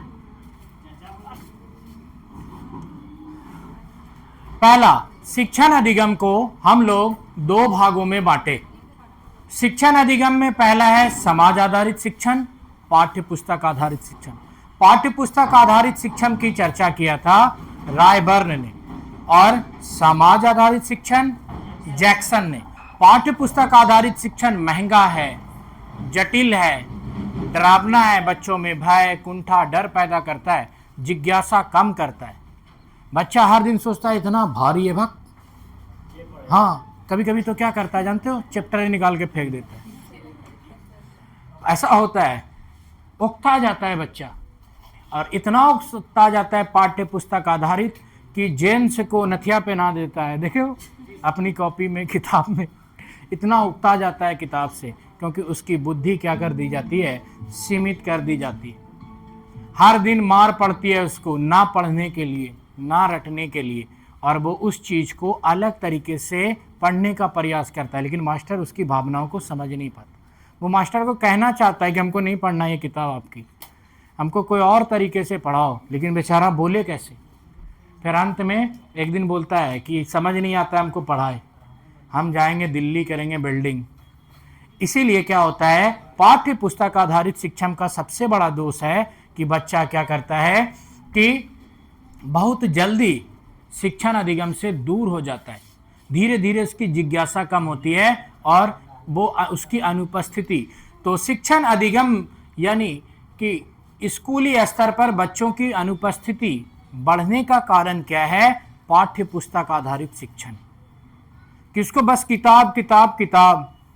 तो अब आया है समाज में कि जो पाठ्य पुस्तक आधारित विधि को हटा के सामाजिक विधि, खेल विधि, अब जो है ना नई नई विधियां जोड़ी गई, भ्रमण विधि। तो हमारा पहले शिक्षण अधिगम का दो विधि था, सामाजिक विधि, पाठ्य पुस्तक विधि। अब यहाँ पे आएगा खेल विधि, किसके अंतर्गत आएगा, समाज के अंतर्गत। भ्रमण विधि किसके अंतर्गत आएगा, समाज के अंतर्गत। तो पाठ्य पुस्तक के अंतर्गत कुछ नहीं आता है, बस आता है किताबी ज्ञान। तो अब यहां पे आ जाता है कि पाठ्य पुस्तक आधारित भ्रमण विधि, ये जो कुछ विधियां हैं ये किसके अंतर्गत आ जाएगी, सामाजिक शिक्षण के अंतर्गत। हम भ्रमण पे जाते हैं, समाज के बारे में सीखते हैं, किताबी ज्ञान होता है कुछ। कोई कहता है अच्छा ये चैप्टर हाईलाइट करो, देखो यहाँ पे ये लिखा हुआ है, ऐसा कोई बच्चा करता है क्या, कुछ नहीं। बच्चा घूमता है, कहता है दुनिया कितनी खूबसूरत है, रोज पढ़ाए पढ़ाए। तो फिर ये भी एक तो शिक्षण का विधि हो गया ना। और ये शिक्षण विधि किसके अंतर्गत आ जाएगी, सामाजिक शिक्षण विधि में। अब अगला देखो यहाँ पे शिक्षण की विशेषता क्या होनी चाहिए। शिक्षण की प्रकृति है कि शिक्षण को हम क्यों लाएं समाज में। पहला है कि बच्चा तार्किक हो, व्यवसायिक और सामाजिक हो, समाज के हिसाब से घुलने मिलने वाला बने। कि जैसे बहुत आदमी कहता है पढ़ने स्कूल जाते हो, गाली गलौज करते हो, अच्छी बात है, उसको लगता है नहीं भाई हम पढ़े लिखे हैं, गाली क्यों देंगे। एक मौलवी मौलाना क्या होता है, गुस्सा उसको भी आता है पर पी जाता है, कहता है लोग क्या बोलेगा, हाँ पी जाएगा, गाली देता है। तो शिक्षण अधिगम के क्या फायदे हुए, उसको सामाजिक बनाया। फिर पढ़ा लिखा आदमी कहे जाहिल है, इससे मुंह न लगो, 10 गाली जगह पर ठोक देगा, क्योंकि वो सामाजिक नहीं है। कि ये कौन बोला, शिक्षण अधिगम। शिक्षण बोलता है कि इसकी क्या प्रकृति है, आपको बनाएगा सामाजिक, आपको बनाएगा व्यवसायिक। आप क्या करोगे, हर चीज़ को अच्छे तरीके से सोचोगे, बेरोजगार नहीं रहोगे। ये आपको बनाएगा सामाजिक, ये बनाएगा आपको व्यवसायिक, ये बनाएगा आपको तार्किक। तो वहाँ पे जो चीज़ें थी वो ये कौन बनाएगा, शिक्षण। ये तो शिक्षण के फायदे हैं कि जाहिल ही रह गए तो फिर क्या फायदा हो। इसकी विशेषता है, शिक्षण है केंद्रित प्रणाली। शिक्षण में बालक के पूर्व अनुभवों को ध्यान में रखा जाता है। तो शिक्षण अधिगम की विशेषता क्या है? पहली है केंद्रित प्रणाली। दूसरा है, तो केंद्रित प्रणाली से तो कोई मतलब नहीं है, ये तो समझ में ही आया कि शिक्षण अधिगम को बेहतर बनाने के लिए एक वातावरण होना चाहिए जहां केंद्रित प्रणाली का विकास हो। नहीं तो जानते हो बच्चा क्या करेगा? अगर स्कूल हो तो रोड साइड अगर हो तो दीवार पैक हो, नहीं तो बच्चा कभी टेम्पू का चक्का देखेगा, कभी टेम्पू देखेगा, कभी नंबर प्लेट देखेगा, कभी फिर कहेगा देखो देखो मेरी गाड़ी का नंबर। झूठ फूस का होगा कि नहीं होगा? तो इससे शिक्षण अधिगम क्या होगा? खराब होगा। केंद्रित प्रणाली होनी चाहिए, यानी इसका मोटिव है शिक्षा, तो बच्चा क्या हो कि एकदम शिक्षण के उद्देश्य से ही जाए। और चार दीवारी होनी चाहिए, तो स्कूल की चार दीवारी एक स्वच्छ वातावरण होता है, क्योंकि शिक्षण के लिए दो चीज़ें बेहद ज़रूरी है, एक है वातावरण, दूसरा है व्यवस्था। कि अगर मान लो पढ़ने, कहता है ना पढ़ने वाला तो रोड पर भी पढ़ लेता है, रोड पे पढ़ोगे याद नहीं होगा, कभी हॉर्न मारेगी ट्रक, कभी मारेगी मोटरसाइकिल, कितना कंसंट्रेशन करोगे? तो इसीलिए शिक्षण अधिगम के लिए दो चीज़ें हैं, एक है वातावरण, दूसरी है व्यवस्था। लाइब्रेरी जाओगे तो माहौल भी मिलेगा, व्यवस्थाएं भी होती है, आप अच्छे से पढ़ पाओगे। घर जाओगे माहौल नहीं है, व्यवस्था नहीं है, खाओगे लेट जाओगे, रात हो जाएगी, होगी कि नहीं होगी? तो माहौल, व्यवस्था, दो चीज़ें चाहिए शिक्षण के लिए। शिक्षण अधिगम की विशेषता यह है कि शिक्षक को पढ़ाते समय पहली केंद्रित प्रणाली, ये नहीं कि पढ़ा रहे हैं ईवीएस पढ़ाने लगे सीडीपी, केंद्रित प्रणाली होनी चाहिए। पढ़ाने आए दूसरा के क्लास को, व्याख्यान करने लगे पीएचडी जैसा, समझ आएगा क्या? नहीं। तो शिक्षण अधिगम की विशेषता है केंद्रित प्रणाली होनी चाहिए, बच्चे को जो पढ़ा रहे हो उसके आसपास से जुड़ी हुई चीज़ें होनी चाहिए, ये ना कि बहुत ज़्यादा बाहर का। तो बच्चा क्या होगा? अपने आयु वर्ग के हिसाब से सीखता है। केंद्रित प्रणाली, तो पहली चीज़ें हैं, विशेषता है केंद्रित प्रणाली। बाद में आपको समझ नहीं आएगा कि ये केंद्रित प्रणाली है क्या। तो केंद्रित प्रणाली यही है कि आप क्या रहो? केंद्रीकृत रहो, अपने काम पे अडिंग रहो, कि बच्चा दूसरा का है पढ़ाएंगे दूसरे के हिसाब से, ये नहीं कि 10वां के हिसाब से पढ़ाने लगे, बच्चा रुचि नहीं लेगा। अब यहाँ पे है कि शिक्षण अधिगम में केंद्रित प्रणाली का सही तरीके से उपयोग ना होने पर क्या होगा? बच्चा गप करेगा, बच्चा पढ़ाई में जिज्ञासा नहीं दिखाएगा, बच्चा को समझ ही नहीं आए। तो केंद्रीकृत प्रणाली क्या होती है कि ये जो केंद्रित प्रणाली है ये सरल से जटिल की ओर जाती है। कभी ऐसा सुने हो? सरल से जटिल की ओर। फिर उसके बाद क्या होता है? मूर्त से अमूर्त की ओर, उसको बोलते हैं केंद्रीकृत प्रणाली। तो केंद्रीकृत प्रणाली क्या होती है? एक तरतीब से, आसान तरीके से, बच्चे के अनुसार केंद्रित प्रणाली हो, ऐसा प्रणाली जिसमें बच्चा क्या हो सके? आसानी से सीख सके। तो शिक्षण अधिगम में पहली चीजें हो गई विशेषताओं में केंद्रित प्रणाली हो। शिक्षण की क्या विशेषता है कि प्रणाली कैसी हो? केंद्रित, जहाँ पे बच्चे को एक व्यवस्थित तरीके से सिखाया जा सके, एक ऐसा तरीका जिसमें बच्चा क्या करे? सीखे। तो केंद्रित प्रणाली के अंतर्गत क्या आ जाएगा? जितना चीज़ें आप सोच सकते हो। हमारा काम है कि आपको ये बताना कि ये है क्या केंद्रित प्रणाली। केंद्रित प्रणाली है क्या कि शिक्षक क्या करे?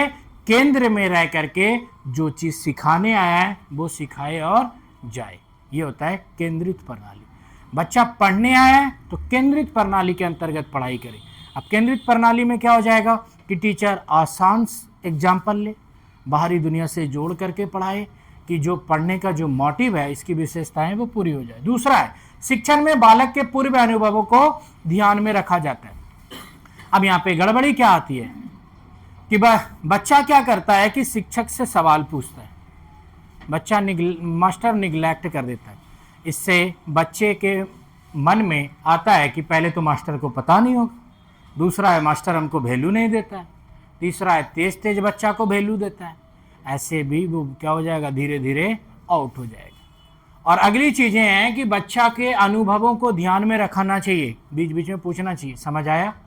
कहाँ समझ नहीं आया? सवाल करने चाहिए। अब बच्चा सवाल किया तो कक्ष के दौरान के अंतर्गत ही उसको संतुष्टि देनी चाहिए, ये नहीं कि बाद में पढ़ाएंगे, कल देखेंगे, एग्जाम में ही सवाल डाल देंगे, ऐसा होता है ना।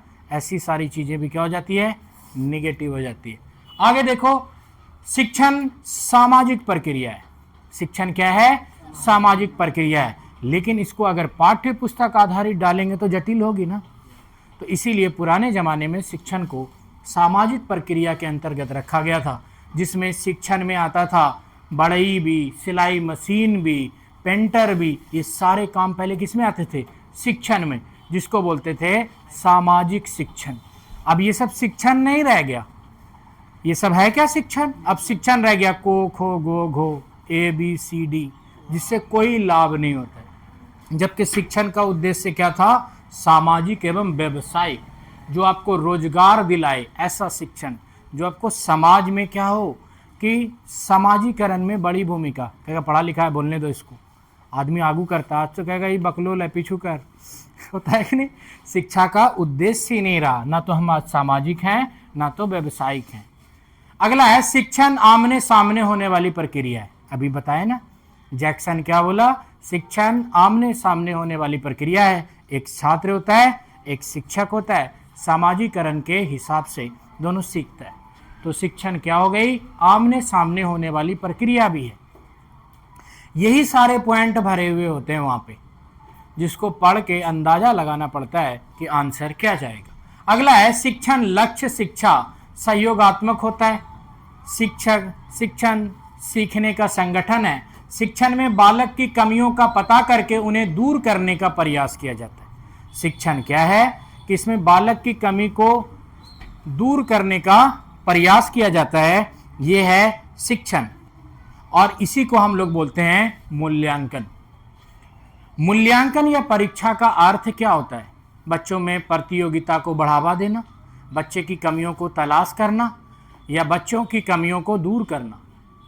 तो बच्चों की कमियों को दूर करना, अब यहाँ पे तलाश करना निगेटिव हो गया। तो वहाँ पे क्या होते हैं कि ऑन द स्पॉट आपको सोचने होते हैं कि इसका आंसर क्या जाएगा। अगला है शिक्षण ध्रुवीय प्रक्रिया है। अब यहाँ पे त्रिध्रुवीय प्रक्रिया है। त्रिध्रुवीय प्रक्रिया जानते हो कहाँ से आया? अभी हम आपको थोड़ा देर पहले बताए थे, याद है? त्रिध्रुवीय प्रक्रिया कौन दिया शिक्षण का? अरे 3 स्तर किसने दिया? रायबर्न। इसीलिए तो बोल रहे हैं कि शिक्षण क्या है? त्रिध्रुवीय प्रक्रिया। तो आएगा शिक्षण का त्रिध्रुवीय प्रक्रिया किससे संबंधित है? रायबर्न से। त्रि मतलब 3 ध्रुव है ना। पहला कौन? शिक्षक, दूसरा छात्र, और तीसरा पाठ्य पुस्तक। तो शिक्षण के त्रिध्रुवीय प्रक्रिया किससे संबंधित है? रायबर्न से। रहेगा कि शिक्षण अधिगम के त्रिध्रुवीय प्रक्रिया का भाग नहीं है। तो 3 भाग हैं, क्या क्या? छात्र, शिक्षक और पाठ्य पुस्तक। इसके अलावा जो दिया रहेगा रॉन्ग हो। अब आगे चलते हैं, जब आपको हम PDF बना के देंगे तब धीरे धीरे याद रहने लगी। अब यहां पे है एक तंत्रात्मक रूप। शिक्षण के टोटल 3 रूप हैं। शिक्षण अधिगम के टोटल हैं 3 रूप। यहां पे दिखाते हैं आपको।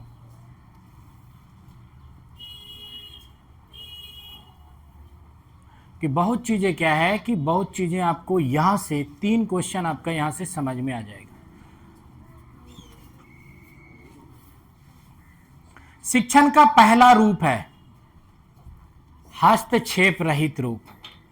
शिक्षण अधिगम में अब यहां पे आएगा हस्तक्षेप रहित रूप। शिक्षण अधिगम में क्या होता है? पहला बात हो गया ना। तो अब यहां पे ये हो गया मोस्ट इंपॉर्टेंट एरिया जहां से क्वेश्चन बनते हैं। तो पहला ये पॉइंट लिखो, हस्तक्षेप रहित रूप, जिसको आपको शिक्षण अधिगम में हम एक टॉपिक, एक चैप्टर भी पढ़ा देंगे आज। एक चैप्टर खत्म, फिर इसका क्वेश्चन दिखाएंगे आपको कल कि आप जो पढ़े क्या आपका क्वेश्चन बन रहा है और यहाँ पे कैसे क्वेश्चन आए हैं। CDP EBS जो भी है, सबसे छोटा सिलेबस है CDP का। खाली होता है सारे चीज़ उसी से रिलेटेड। बच्चे को मारना क्या? नहीं मारना। बच्चे को समझाना, हाँ समझाना। बच्चे को प्यार से समझाना, प्यार से समझाना। आधा से ज़्यादा क्वेश्चन क्या होता है? ऐसे ही होता है CDP का। खाली पढ़ने आना चाहिए हिंदी। देखो यहाँ पे हस्तक्षेप रहित रूप। हस्तक्षेप मतलब हस्तक्षेप नहीं करना, यानी बीच में अपना दिमाग नहीं लगाना। होता है ना दूसरे को टांग अड़ाना, हस्तक्षेप करना। तो यहाँ पे देखो, इसमें अध्यापक की अपेक्षा छात्र अधिक सक्रिय होते हैं। निम्नलिखित में से शिक्षण की किस विधि में शिक्षक की अपेक्षा छात्र ज्यादा सक्रिय होते हैं, हस्तक्षेप रहित रूप। तो पहला पॉइंट, छात्र अधिक सक्रिय होते हैं। तो पहला बात हो गया ना, छात्र अधिक सक्रिय होते हैं। शिक्षण का ऐसा कौन सा रूप है जिसमें शिक्षक की अपेक्षा छात्र अधिक सक्रिय होते हैं? हस्तक्षेप रहित रूप शिक्षण का एक रूप हो गया। तो शिक्षण के कितने रूप हैं? 3, अभी दिखाएंगे आपको। तो पहला हो गया हस्तक्षेप रहित रूप। इसमें छात्र ज्यादा सक्रिय होते हैं, मास्टर उतना सक्रिय नहीं होते। तो हस्तक्षेप रहित रूप क्या है? शिक्षक को बच्चों को शिक्षण अधिगम में किस तरीके की प्रक्रिया अपनानी चाहिए? हस्तक्षेप रहित। इसमें क्या होगा, आप देखो, बच्चे को क्या करो कि समूह में सीखने दो। एक काम दे दिए, सबको समूह बना के दे दिए, हर 2 मिनट के बाद मास्टर चला गया। बच्चा मास्टर से क्या होता है, अनबैलेंस हो जाता है। मास्टर जाए क्या कर रहे हो, जो भी किया हुआ था उलट पुलट कर दिया। तो मास्टर क्या रखो, धीरज रखो, बच्चे को टाइम दो। बच्चा अपने सहपाठी के साथ ज़्यादा सीखता है, कुछ ना कुछ करेगा, फिर आपके पास खुद आएगा। हर 1 मिनट 2 मिनट के बाद क्या हो गया कि हर 1-2 मिनट के बाद मास्टर बच्चा की तरफ जा रहे हैं। किसी बच्चे की तरफ मास्टर अगर ऐसे गौर से देखता है तो बच्चा सोचता है कुछ तो गलती हुआ है। ऐसा होता है कि नहीं होता है? इसलिए मास्टर को हस्तक्षेप रहित रूप अपनाना चाहिए। शिक्षण अधिगम में शिक्षक को कौन से रूप अपनाना चाहिए? हस्तक्षेप रहित। इसमें बच्चा को हस्तक्षेप बहुत कम करता है शिक्षक, तो बच्चों की इसमें भूमिका क्या हो जाती है? सक्रिय हो जाती है। दूसरा, इसमें अध्यापक द्वारा छात्रों को विभिन्न समस्याओं को सुलझाने के अवसर दिए जाते हैं। तो बच्चों को समस्या सुलझाने के अवसर कहाँ दिए जाते हैं? हस्तक्षेप रहित रूप में, खुद करने के लिए, बच्चे को समस्या समाधान खुद ढूंढने के लिए। पहला पॉइंट निकला कि बच्चा अधिक सक्रिय होता है। दूसरा पॉइंट, बच्चा समस्याओं को खुद सुलझाता है। ये पॉइंट ये बहुत इंपॉर्टेंट है, यहीं से क्वेश्चन बनते हैं जो आपको बाद में याद नहीं होगा। तो पहला हो गया कि हस्तक्षेप रहित रूप। इसमें पहला, बच्चा सक्रिय होते हैं, मास्टर से ज्यादा सक्रिय होते हैं। मास्टर की इसमें भूमिका नहीं होती है, मास्टर हस्तक्षेप नहीं करेगा। सेकंड पॉइंट हो गया कि बच्चा समस्या खुद सुलझाएगा। बच्चा समस्याओं का निदान खुद अपने स्तर से सोचने का प्रयास करता है। शिक्षण अधिगम का ये कौन सा रूप है? हस्तक्षेप रहित रूप। आज याद रहेगा, बाद में याद नहीं रहेगा, ये क्वेश्चन है। तो हस्तक्षेप रहित रूप पहला हो गया, बच्चा सक्रिय होते हैं और समस्या को खुद सुलझाते हैं। पहला यहां पे लिखते हैं, हो गया। अब तीसरा पॉइंट है, इसमें छात्र दबाव और बाधा मुक्त होकर सीखते हैं। निम्नलिखित में से शिक्षण अधिगम का कौन सा तरीका है जिसमें बच्चा दबाव और बाधा मुक्त होकर सीखता है? वो है हस्तक्षेप रहित रूप। कल क्वेश्चन कराएंगे, आपका जुबान लड़खड़ाने लगेगा, कहोगे कि लिख लेते तो आज काम होता। दबाव एवं बाधा मुक्त किसमें बच्चा करता है? हस्तक्षेप रहित। इसमें दबाव और बाधा बच्चों पे नहीं होता, क्योंकि मास्टर टांग ही नहीं अड़ाता है। इसमें मास्टर की भूमिका है क्या? ना के बराबर। शिक्षण अधिगम का कौन सा पहलू है जिसमें मास्टर की भूमिका ना के बराबर होती है? हस्तक्षेप रहित रूप। और इसमें बच्चों की रचनात्मक प्रवृत्ति बढ़ती है। इससे बच्चों की रचनात्मक प्रवृत्ति, जिसको बोलते हैं क्रिएटिविटी। जब मास्टर नहीं होता है, 10 बच्चा अपने में कोई प्रोजेक्ट पे काम कर रहा है, तब जानते हो, कोई कहेगा अरे ऐसे कर, कोई कहेगा अरे ऐसे कर, कोई कहेगा ऐसे कर। लेकिन मास्टर है तो टुकुर टुकुर देखेगा, बोलेगा क्या? नहीं बोलेगा। तो मास्टर का हस्तक्षेप कम होने के कारण बच्चा में रचनात्मक प्रकृति का विकास ज़्यादा होता है। तो बच्चों, शिक्षण अधिगम के किस तरीके से बच्चों में रचनात्मक प्रवृत्ति का अत्यधिक विकास होता है? हस्तक्षेप रहित रूप का। शिक्षण अधिगम के एक तरीके हैं हस्तक्षेप रहित, जिसमें मास्टर को टांग नहीं अड़ाना है। अब देखो, कॉमन सेंस के अनुसार बच्चा अधिक किसमें रुचि लेगा? जिसमें मास्टर टांग नहीं अड़ाएगा। दूसरी चीजें हैं, बच्चा समस्या खुद सुलझाएगा, मास्टर कहेगा जो करना है तुम करो। तीसरी चीजें हैं, बच्चा में दबाव और बाधा नहीं होगा, क्योंकि जब करने ही दिया अच्छा हो या खराब हो। अगला होगा यहाँ बच्चों की क्रिएटिविटी देखी गई, बच्चा अपने बुद्धि से ना करेगा, मास्टर स्वतंत्र है, जो करना है करो। तो ये हो गया हस्तक्षेप रहित रूप। तो शिक्षण अधिगम के 3 रूप, पहला हस्तक्षेप रहित रूप। अब देखते हैं दूसरा, प्रजातांत्रिक रूप। दूसरा क्या हो गया? प्रजातांत्रिक। तो अब प्रजातांत्रिक क्या होता है? हस्तक्षेप रहित समझे, जिसमें बच्चा पे दबाव नहीं, बाधा नहीं, मास्टर इसमें फुड़फुड़ नहीं करेगा। अगली चीजें हैं, बच्चा अपने दिमाग से सोचेगा, समस्या को सुलझाएगा, जो करना है करेगा। शिक्षण अधिगम के हस्तक्षेप रहित रूप हो गए। तो हस्तक्षेप रहित रूप क्या है? शिक्षण अधिगम के हस्तक्षेप रहित रूप क्या है? अपने से सीखते हैं, मास्टर से कोई मतलब नहीं, टेंशन फ्री होकर सीखते हैं, जो सोचना है सोचो।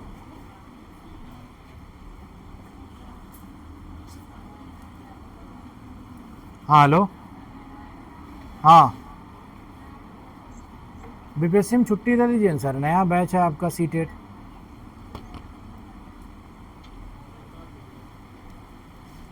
देखो, हस्तक्षेप रहित शिक्षण अधिगम जान गए हम। आपको शिक्षण अधिगम कहां से शुरू किए रिकॉल कराते हैं, चैप्टर खत्म कर देंगे अभी हम।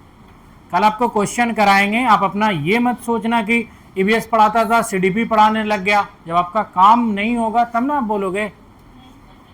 तो यहाँ पे सबसे बड़ी चीज क्या है कि आपके टीचर आएंगे, कब पढ़ाएंगे, कब क्या करेगा, उतने दिन में हम सीडीपी खत्म ही कर देंगे, भला ये खत्म हो जाएगा। तो यहाँ पे पहली चीजें हैं, हम आपको पढ़ाए शिक्षण अधिगम। पहला टॉपिक था क्या? शिक्षण अधिगम। शिक्षण अधिगम के लिए 2 आदमी का नाम लिए हम। कौन कौन? रायबर्न और जैक्सन। रायबर्न ने शिक्षण अधिगम में किसको अच्छा बोला? पाठ्य पुस्तक को। क्या पाठ्य पुस्तक अच्छा है? नहीं है। जैक्सन क्या बोला? सामाजिक तरीके, सामाजिक ज्ञान को। सामाजिक ज्ञान अच्छा है कि नहीं है? अच्छा है, टेंशन फ्री है, बच्चे को उसमें क्या होता है? अच्छा महसूस होता है, अपनी मातृभाषा में शिक्षण होता है। दूसरा है, बच्चे को सामाजिक ज्ञान पे बात किया जाता है, सस्ता होता है। और दूसरा सरल होता है, टीचर का उसमें भूमिका बहुत कम होता है, बच्चा आगे आगे टर करता है, क्योंकि सारी चीजें वो जानता है ना। दूसरा है कि शिक्षण अधिगम के लिए सबसे अच्छी युक्ति है कि शिक्षण अधिगम को बेहतर बनाने के लिए क्या करना चाहिए। पहली चीजें है व्यवस्था, दूसरा चीज है वातावरण। फिर शिक्षण अधिगम में हम दोनों को बांट के दिखाए कि पाठ्य पुस्तक और इसमें क्या होगा। पाठ्य पुस्तक वाले में बच्चों के दिमाग पे लोड रहता है, शरीर से ज्यादा बैग भारी होता है, ऐड जाता है। देखते हो सीबीएसई बोर्ड का बच्चा जा रहा है, इससे इससे जा रहा है, क्योंकि क्या हो गया? ऐड जाता है, इतना वजन रहता है किताब। तो वो हो गया पाठ्य पुस्तक आधारित शिक्षण। अगर एक कॉपी कम हो गई, मुंह फुला देती है मैडम कि खाली खाने का याद रहता है, कॉपी नहीं गिनते हो। काहे जानते हो? बिना कॉपी के काम ही नहीं चलेगा उसका, बिना किताब के काम ही नहीं चलेगा, बैठे रह जाओगे क्लास में। इसीलिए बेचारा क्या करता है, 20 कॉपी 20 किताब, वजन चाहे जितनी हो जाएगा रोज लेके। अब देखते हो फिर बिहार बोर्ड वाले को कॉपी रे कल लाए थे, अब कोई लाया भी तो भूल गया, यहीं दूसरे दिन आया, सर मेरा कॉपी छूट गया था यहीं, तो आज लाए हो, समझे? फिर जब पूछोगे ना कॉपी रे, सर चोरी हो गया। कब? 2007 में ऐसा होता है बिहार बोर्ड में ये। तो इसीलिए जानते हो क्या, आप सीखता बच्चा वहां भी है, बोझ रहित, माइंड फ्री। 6 बजे से स्कूल के गेट पे कभी चढ़ रहा है, कभी उतर रहा है। स्कूल खुलेगा कब? 10 बजे। होता है कि नहीं होता है? तो यही है, ये है सामाजिक शिक्षण। हम आपको पढ़ाए हस्तक्षेप रहित शिक्षण का रूप, अब है प्रजातांत्रिक। तो शिक्षण अधिगम के 3 रूप है। पहला है हस्तक्षेप रहित, बच्चा नो टेंशन, दबाव नहीं, रचनात्मकता बढ़ती है, अच्छे तरीके से सोचता है, जो करना है बच्चा करेगा। प्रजातांत्रिक रूप में पहला, इसमें अध्यापक एवं छात्र दोनों सक्रिय होते हैं। हस्तक्षेप रहित में केवल छात्र सक्रिय होता है, प्रजातांत्रिक में छात्र शिक्षक दोनों सक्रिय होता है। तो लिखो पॉइंट, छात्र एवं शिक्षक दोनों सक्रिय होते हैं। तो दूसरा पॉइंट है प्रजातांत्रिक। पहला, शिक्षक एवं छात्र दोनों सक्रिय होते हैं।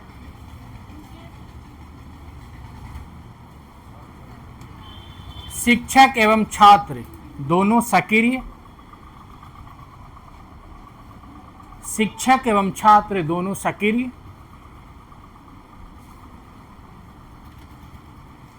शिक्षक एवं छात्र दोनों सक्रिय, सक्रिय जिसको बोलते हैं अंतःक्रिया, एक दूसरे से क्या होते हैं, इंटरैक्ट करके सीखते हैं। दोनों प्रजातांत्रिक में शिक्षक एवं छात्र दोनों क्या होते हैं, सक्रिय होते हैं। सक्रिय मतलब दोनों एक्टिव होते हैं। और इसका निगेटिव होता है निष्क्रिय। अब यहीं पे दिया रहेगा, शिक्षक एवं छात्र दोनों निष्क्रिय होते हैं। एक ही पॉइंट का अंतर होता है, आंसर कट जाता है कि निगेटिव पॉजिटिव देखना पड़ता है। तो अध्यापक और छात्र दोनों क्या होते हैं, सक्रिय होते हैं।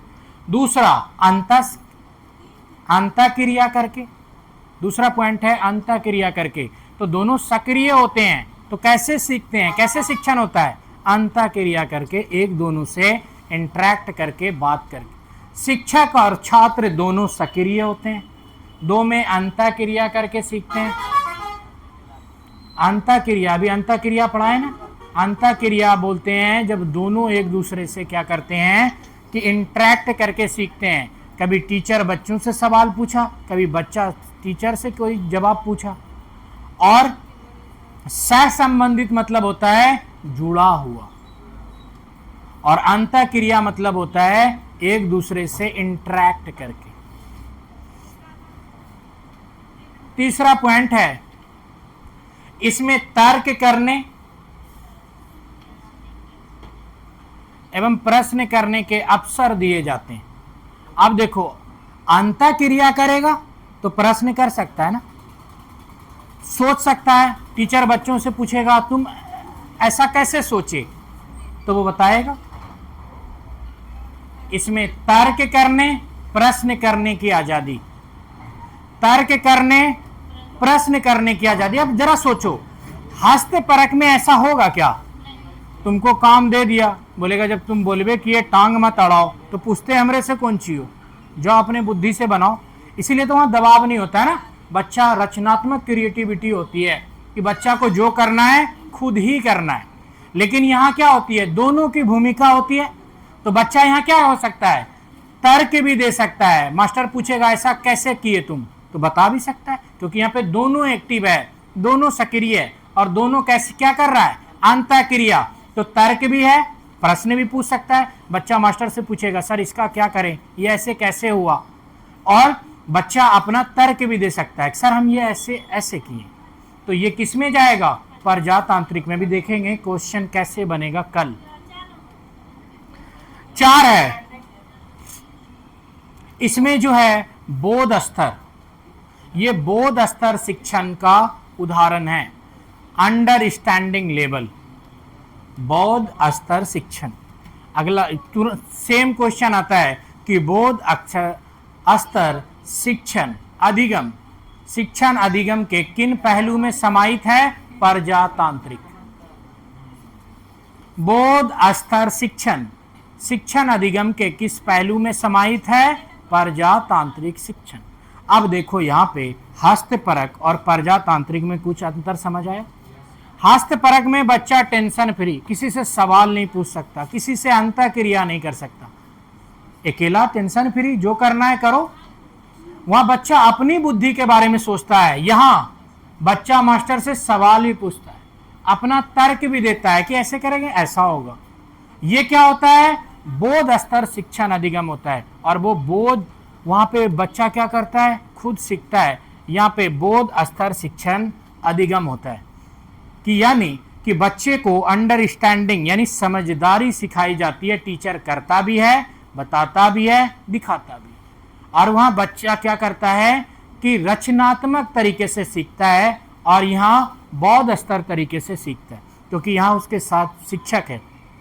अब कहेगा कि किसी कार्य में शिक्षक एवं छात्र दोनों की समान भूमिका निम्नलिखित में से किसका उदाहरण है, बोध स्तर शिक्षण का। समझ आया कि बोध स्तर शिक्षण क्या है। जिसमें केवल छात्र की भूमिका हो एवं शिक्षकों की भूमिका नगण्य हो, इसमें बच्चों के निम्नलिखित में से किस पहलू का सर्वाधिक विकास होगा? किसका विकास होगा? रचनात्मक बुद्धि का। अभी हम लोग आगे देखें ना कि बच्चों के रचनात्मक बुद्धि का कहां विकास होगा? जिसमें शिक्षक की भूमिका ना के बराबर है। वहां पे बच्चा जानते हो क्या करेगा? कि बच्चा को दिए एक बोर्ड बनाने के लिए, तो वो क्या करेगा? कभी रंग बदल देगा, कभी रंग करेगा, क्या कि वो सोचेगा कि आखिर कैसे इसके मास्टर को अच्छा लगेगा। रचनात्मक बुद्धि का वहाँ हस्तपरक में बच्चों की रचनात्मक कौशल का विकास होता है, और यहाँ बोध स्तर बुद्धि का, क्योंकि उसके पीछे एक आदमी लगा हुआ है। बोध स्तर बुद्धि क्या है? एक प्रक्रिया बुद्धि है जिसमें एक प्रोसेस के तहत आगे बढ़ती है, और इसलिए प्रजातांत्रिक में ये होता है क्योंकि इसके साथ कौन होते हैं? शिक्षक होते हैं। हम लोग एक देखे हस्तपरक शिक्षण अधिगम, दूसरा प्रजातांत्रिक शिक्षण अधिगम।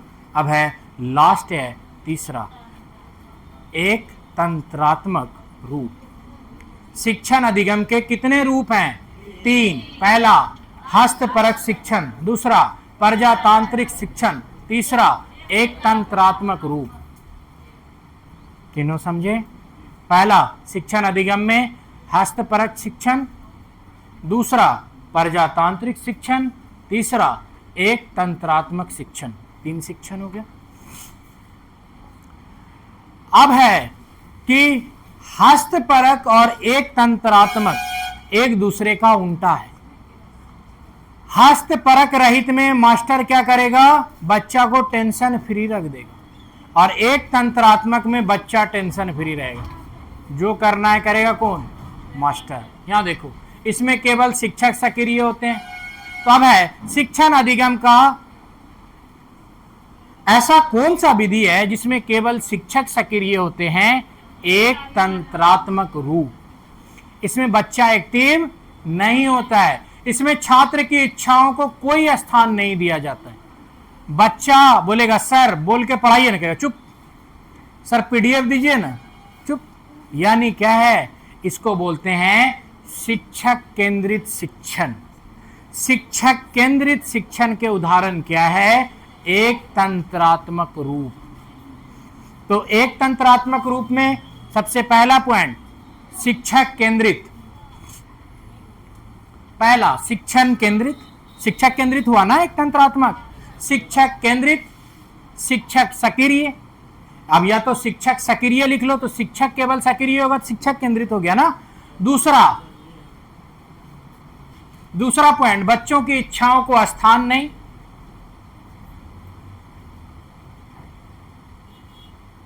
केवल स्मृति।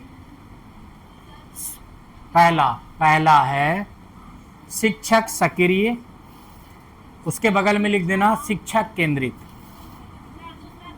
दूसरा, छात्र की इच्छाओं को स्थान नहीं, छात्र की इच्छाओं को स्थान नहीं। तीसरा, स्मृति स्तर, यानी केवल रट्टा मार विद्या। कहेगा कि स्मृति स्तर एवं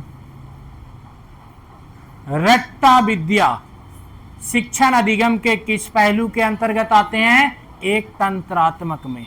एक तंत्रात्मक में रट्टा लगाओ क्या? तीसरा में है स्मृति स्तर आधारित। स्मृति स्तर आधारित मतलब रट्टा लगाना। स्मृति मतलब क्या है? ध्यान में रटना, रट्टा लगाना। और रट्टा मारना अच्छा कौशल है शिक्षण अधिगम का क्या? नहीं। तो अब है स्मृति स्तर आधारित। स्मृति स्तर आधारित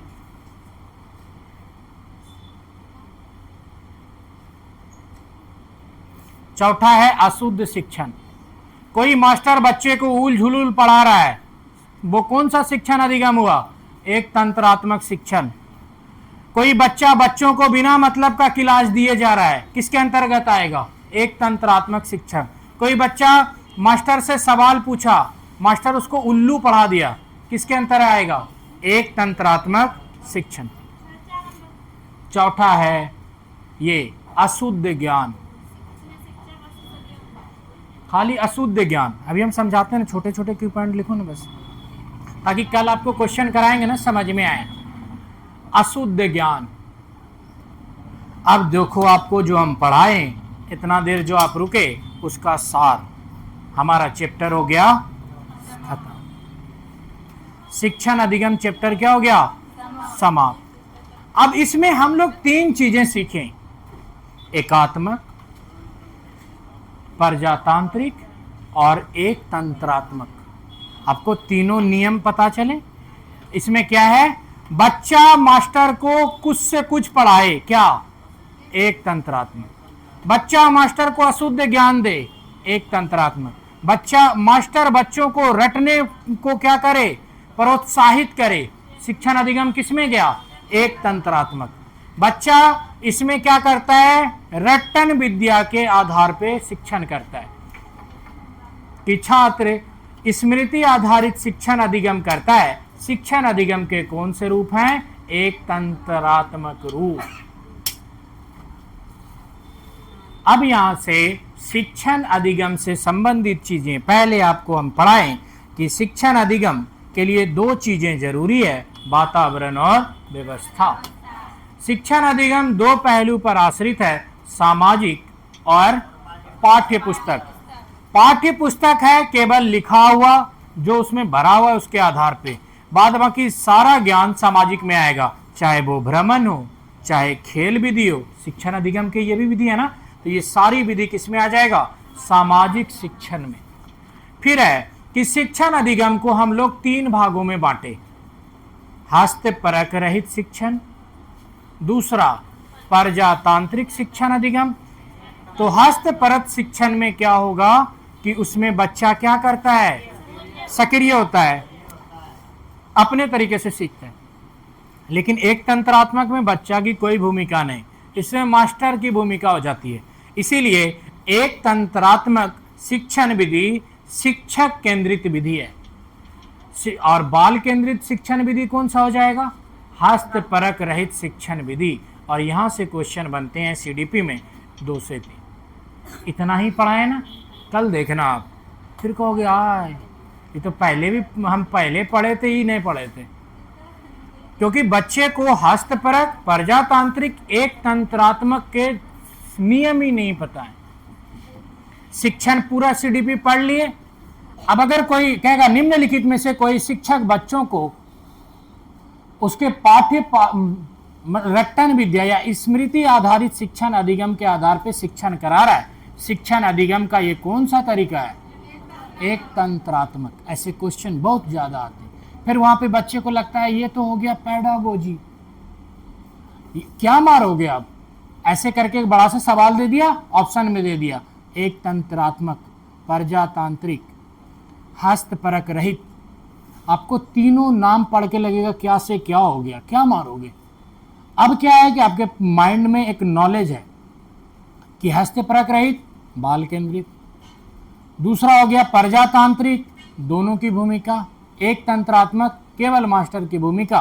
केवल मास्टर की भूमिका है तो बच्चे की जिज्ञासा का विकास होगा? बच्चे की जिज्ञासा मारी जाएगी, बच्चे को कहेगा चुपचाप से पढ़ने निकल। यही होता है कि शिक्षण अधिगम में शिक्षक को निम्नलिखित में से किस चीजों को नकारना चाहिए? प्रजातांत्रिक शिक्षण अधिगम को। एक शिक्षक प्राथमिक स्तर पर शिक्षण अधिगम के उपाय नहीं होने चाहिए, दिया रहेगा प्रजातांत्रिक, हस्तपरक रहित, और अगला हो गया एक तंत्रात्मक। तो कौन नहीं होने चाहिए? एक तंत्रात्मक। ये नकारना चाहिए ना बच्चों को। तो यहाँ पे क्या हो गया कि थोड़ा सा भी चेंज करेगा, क्वेश्चन जैसा चाहे वैसा बनेगा, और जैसा बनाएगा आपसे क्वेश्चन बनेगा। पहला टॉपिक हो गया शिक्षण अधिगम, खत्म। कुछ सीखने को मिला कि हाँ कुछ चीज सीखें, तो यही था टॉपिक और हम कर दिए समाप्त।